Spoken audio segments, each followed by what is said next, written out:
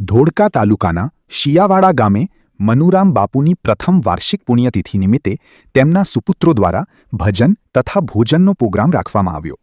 આ ભજનમાં પરિવાર, સગાવાલા તથા ગ્રામજનોએ હાજરી આપી હતી. આ ભજનમાં ગુરુપૂજન કરવામાં આવ્યું. આ ભજન પ્રોગ્રામમાં સંતોએ હાજરી આપી હતી. ચારેય બાજુ ભક્તિમય આનંદ જોવા મળ્યા. રિપોર્ટર રોહિત બિલદાર, ધોળકા.